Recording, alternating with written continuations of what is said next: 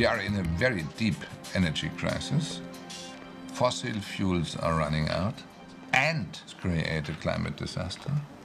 The only real and realistic option is the general replacement of fossil and atomic energies by renewables. What's the cost of pollution from a coal plant? How do you monetize that? So you can't just look at solar and say, well, it's 40 cents and coal is only 10 cents a kilowatt hour. It's solar's 40 cents, coal is 10, and coal dumps how many tons of CO2 and sulfur dioxide and NOx into the atmosphere, and what's the cost of that? And right now, the society just suffers the ill benefits of the pollution that's dumped. There's no price put on that. Good day, sunshine. Good day, sunshine. Good day, sunshine. I need to laugh, and when the sun is out, I've got something I can laugh about. I feel good. Well, it actually started about 4 years ago. The director of utilities and the chief engineer for utilities saw an opportunity with BPU to put a solar farm here at the university. Half the money would come from the university, half the money came from the BPU, from the state. So upon seeing the opportunity, they started putting together a program. It took about 4 years going back and forth with the state to get the funding in place. And once the funding was in place, we actually, they installed the solar farm within 9 months from the time that we got the money. It's up and running now. We'll have the formal dedication in probably September. The amount of CO2 that we're going to reduce per year is equivalent to 2,955 barrels of oil, 660 tons of coal, and 155 vehicles off the road. There are many categories of kind of solar. Some are silicon wafer based, some are organic polymeric based, some would be multi-junction, some are thin film. In these different categories, there are different semiconductor materials being used, and so some have more toxicity than others. Most of the markets that people are designing for are intending for these panels to last for a very long time without intervention and not to be needing to be disposed of.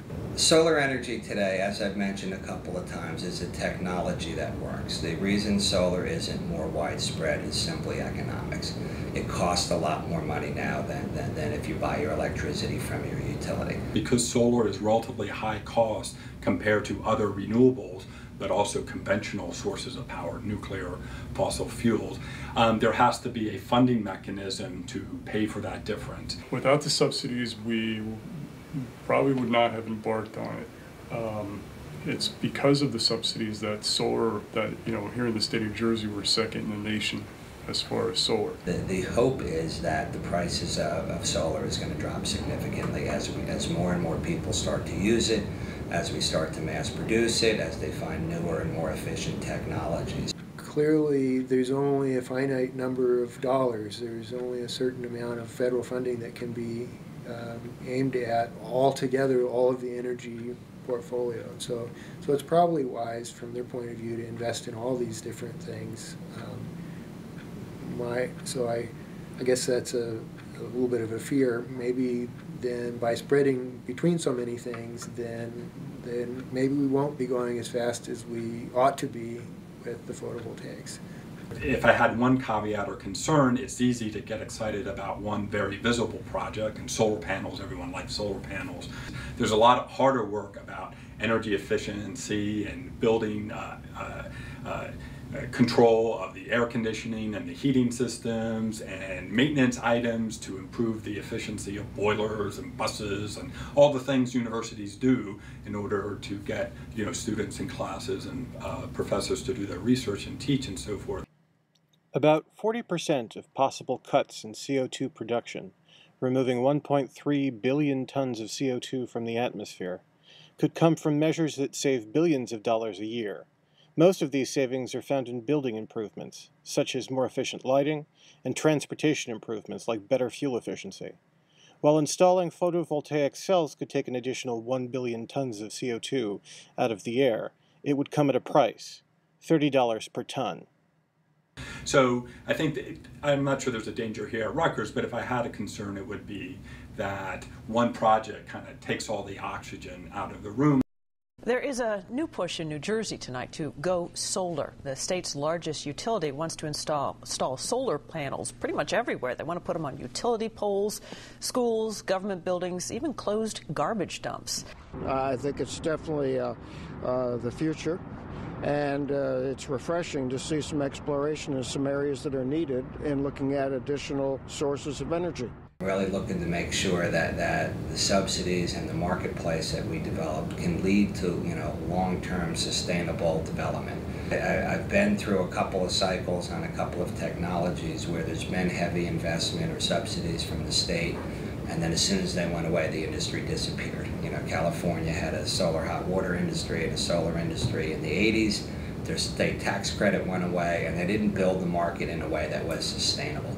So, my hope is that we use that money in a way that when it goes away, that the momentum continues, because I truly believe that, long term, the cheapest kilowatt out there right now is the one you can save.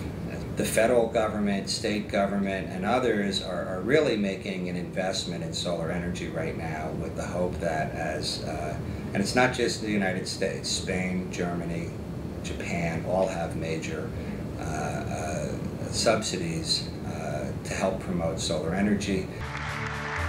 So why is Germany, a country hardly known for sunshine, going over the moon for solar? The answer is simple: cash incentives. With our Renewable Energy Act, we gave each producer of solar power, even a very, very small one, a price guarantee to give his power to the grid. That means to sell it. And since the price of electricity is fixed for 20 years, most panel owners will easily recoup their investment, and the grid receives a huge infusion of new solar energy. What the state has done is develop what's called SREC, Solar Renewable Energy Credits. And it's a combination of a policy that mandates a certain level of solar power, but uses a market mechanism in order to fund that.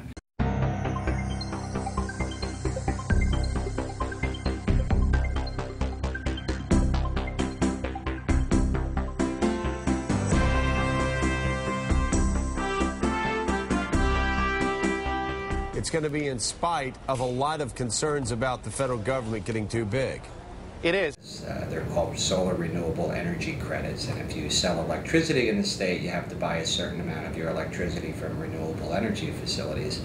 So there's an open market for buyers and sellers of these credits. So as Rutgers' system starts generating these credits, they'll be issued these credits, and they'll find a supplier that needs these credits, and they'll make an arrangement to sell them at a negotiated price. The credits are set at there's no set price for them. It's a market-based price. So if one year there's more credits than needed, the price may drop. If some years there's a shortage, the price may rise. And that's how the market is designed. So if there's shortages, the price rises. It's an incentive for more people. They can get a higher price for it. More people are likely to go ahead and build systems. If the concern is greenhouse gases, New Jersey, an important state, acting alone won't be enough. We need the nation and the broader international community.